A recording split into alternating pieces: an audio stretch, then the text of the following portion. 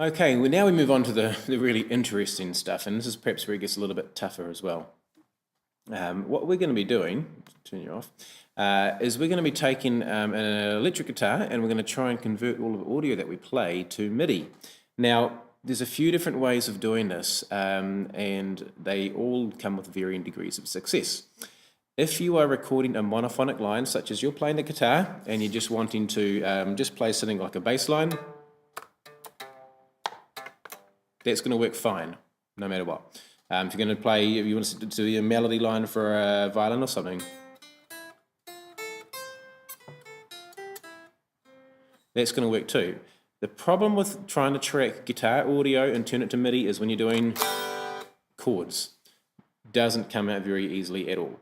I've tried lots of solutions. One of the things I've got here at the moment on this guitar is this Fishman triple play. It's a pickup. So there's a little pickup here that we've fitted to the bridge of this Fender Stratocaster, and it actually transmits wirelessly to a little USB dongle that you plug into your computer.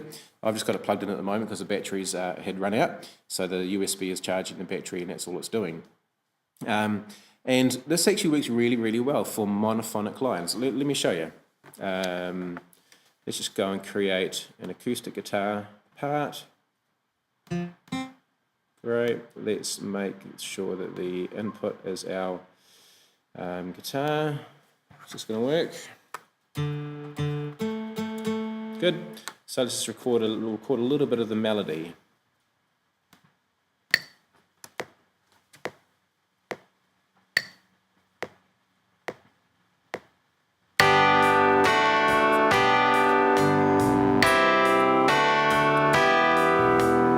Okay, just for demonstration purposes, let's solo because you probably couldn't hear it over everything else. So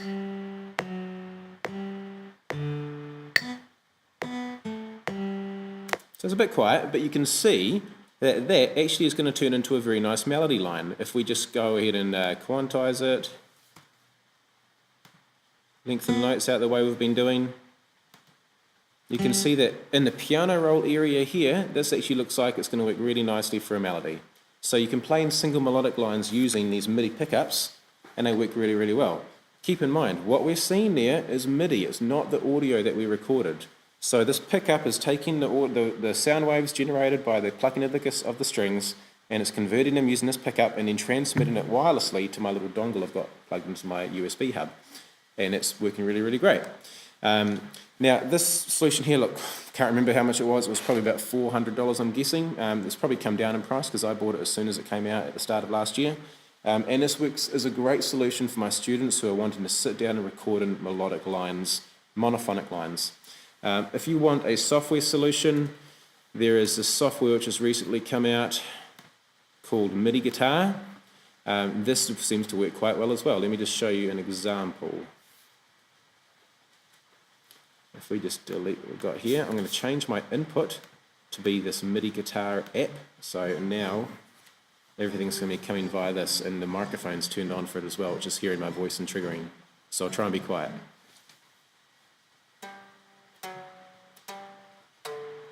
You can see in the background that that was triggering. Let's just try and record a bit coming from this.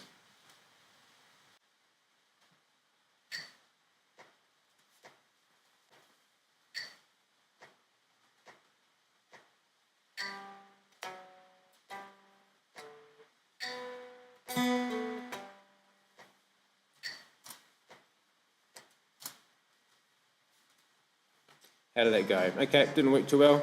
That's probably my fault, not the software's. Probably needed to play on a sensitivity slider. But the good thing about this is you can download this for free and you can try it and see these messages pop up all the time if you haven't bought it. You can try it, and so give it a go. You can't hurt. It's free to download. Give it a try, and then to buy it's about $50, I think. And for people in New Zealand, you can actually buy this software straight off the App Store, or you can buy sets of it for your school through Chris Mason Batley, who imports some Mixcraft. So a lot of you will see him at music technology conferences around the country. But I'm not going to use that for now either, because that also does a horrible job at trying to do chords. So the only solution I've ever come up with for trying to record chords and convert them to MIDI is actually using a software which is actually pretty expensive, unfortunately. Everything we've been using so far has been pretty much been free. Now we're going to do something which is going to cost money. So in this one, what I'm going to do is I'm actually going to record it as audio and use software inside my Studio One program to convert it to MIDI, convert the audio to MIDI. So I'm going to create a guitar audio track. So don't need this pickup anymore. I'll take it off the guitar so that it doesn't confuse us. So no more MIDI coming from here. Instead, I'm going to plug in my audio cable, and that's going into my computer via my audio interface. Let's put that on. Okay, so what we're hearing there is all audio. We've got no MIDI bit coming into the equation just yet. This is just audio. So let's record this piece playing the chords as audio.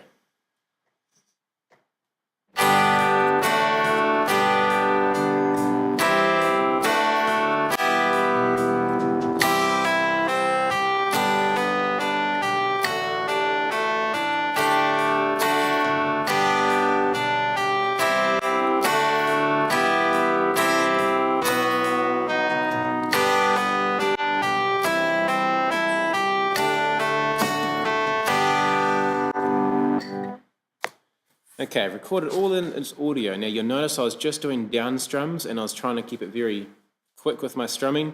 Wasn't doing any up strums or any follow-on stuff because it would have problems trying to detect and convert all of that. So I'll show you what to do, perhaps a solution of how to fix that when you come to notate it inside Sibelius a little bit later on. So let's have a look at what we're going to do. Now, everything we've been doing so far has been using free software.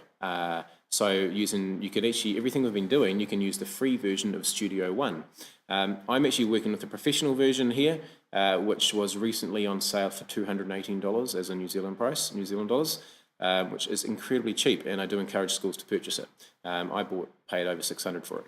But anyway, with the professional version of it, when you right-click an audio file, you have this option to have this edit with Melodyne. Now, this is not in a free version. You have to pay for a paid version to get this feature, edit with Melodyne. Now, in Studio One Professional, it will analyze it, and if it's a monophonic line, so a single line, not chords, not harmony, it will actually go and display it out. But the thing is, I've actually even gone one better, and I've got the full version of this Melodyne program called Melodyne Editor, and as you've seen, it's now gone and expanded all the audio out into the different strings. It's had a little bit of problems detecting some of it, but it's nothing which we can't fix, I don't think. Now this Melodyne editor, to get this ability to take polyphonic audio files, like a polyphonic line that I just played, and to convert it out into the 6 strings of the guitar, that's about $200 or $300 US, I think. So that's quite a bit more money, but when I first bought this, probably 6 or 7 years ago, and maybe slightly longer than that, I paid over $1,000 for it. So that has come down in price as well. So I guess the short of it is that if you're wanting to take guitar lines, polyphonic audio lines, and convert them into notation, there's no way around it from what I can see at the moment, but to purchase the software. One other thing I'll quickly mention though, and this is something I'm keen to try and may hopefully do a tutorial on this before I release this resource, is the U-Rock guitars. So I've just had a teacher friend recommend these to me. So U-Rock guitar, here we go, urockguitar.com. I can't verify them just yet, but as soon as my one arrives from the States, which I ordered a few days ago, I will run a tutorial on it and I'll make sure I get it out to you. But this is a MIDI guitar type thing without all the horrible push buttons that some of the MIDI guitars in years gone by have had. So we can see here, that's what it looks like. It's not very pretty, but hopefully it should work quite well for transcribing chords into MIDI so we can convert it to notation. Anyway, back over in here, Melodyne Editor, I'm going to correct my pitch. It's staying snapped to E minor. It thinks I'm in E minor. Okay, before I just do that, I'm just going to try and change my details here. I'm going to find my editor, and I'm going to go Scale Editor, Scale Detective. I'm going to tell it I'm not in E minor, I'm actually in G major. So just bear with me for a moment while I find my G major. There it is, G major. Okay, correct pitch, snap to G major, correct the pitch center, and say OK. Now what it's done in the background is it's gone and snapped all the notes right into the key of G major, because that's what key I was playing in. Let's hide that scale editor. Now, it's kind of messy to work with it in this view inside Studio One. If I was working in a full external Melodyne editor outside of Studio One, it's pretty easy to work with, but it's just small real estate, screen real estate, it's a bit of a problem. But you can see on this audio track that we recorded, we now have the MIDI overlaid the top of it. So if I go bring in my acoustic guitar MIDI track that I had before, sounds like that. I can now just go and drag and drop that file, and it just goes and moves the MIDI down. You can mute our original file and just have a listen to what this one sounds like.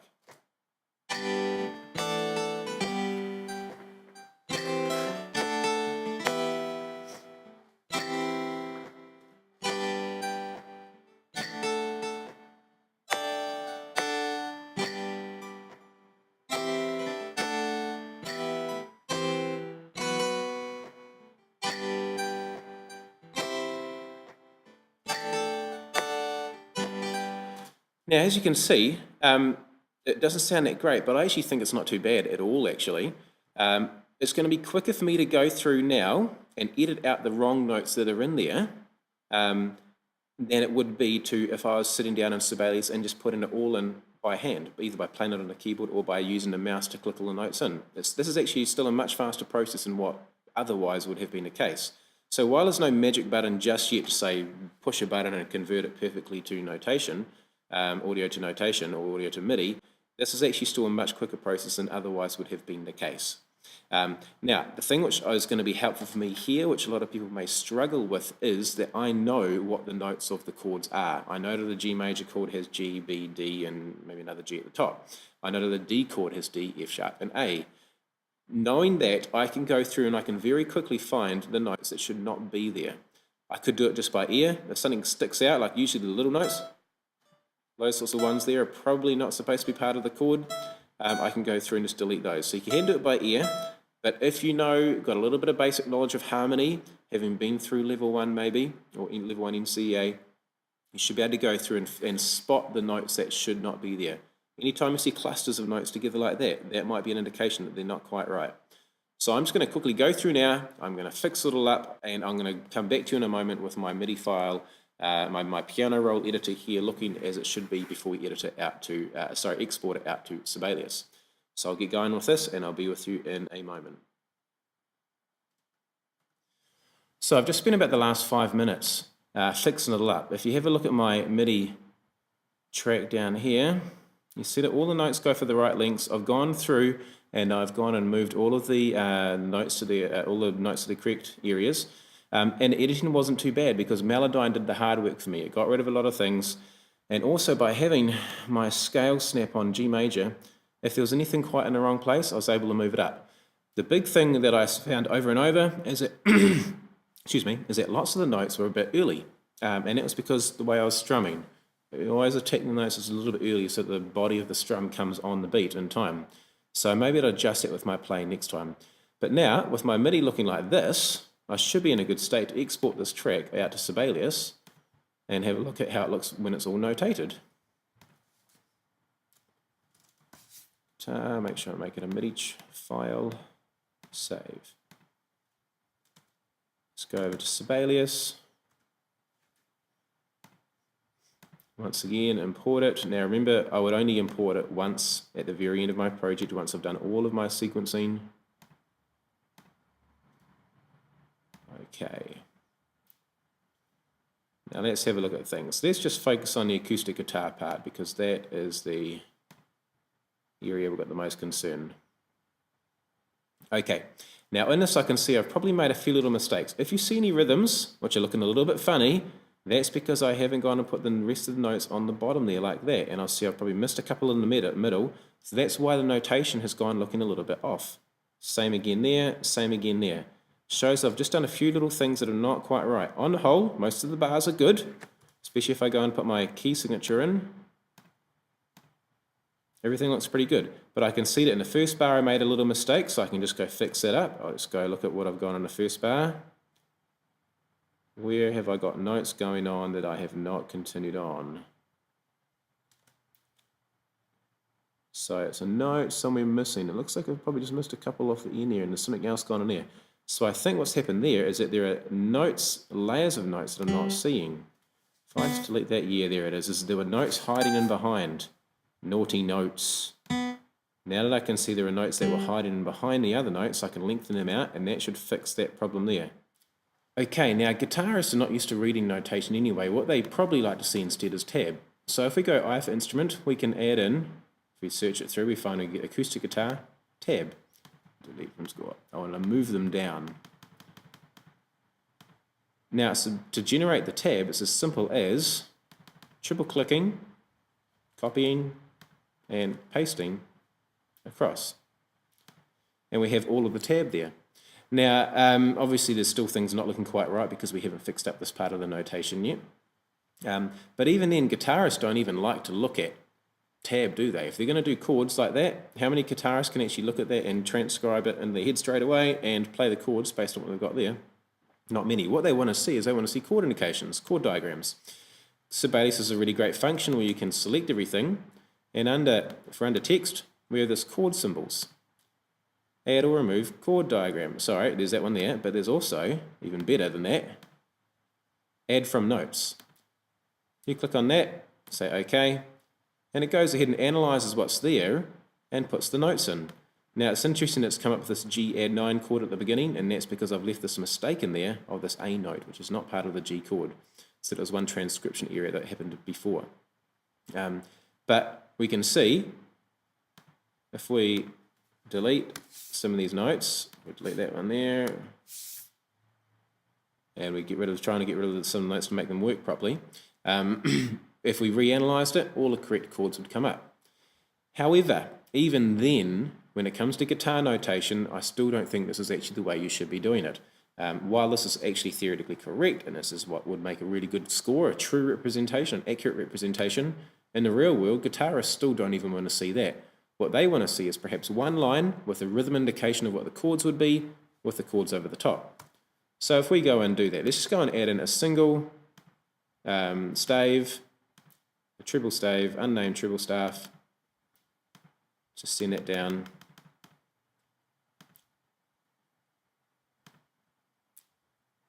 What guitarists really want to see is just this line down the bottom with an indication of what the chords are, maybe the up and down strums.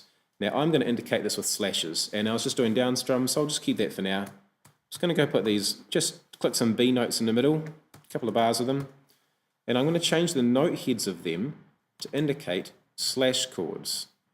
So they're going to be block type chords. Now, where do we find this? Here we are, under the Notations tab, under Type, we're going to change it to be beats with stems.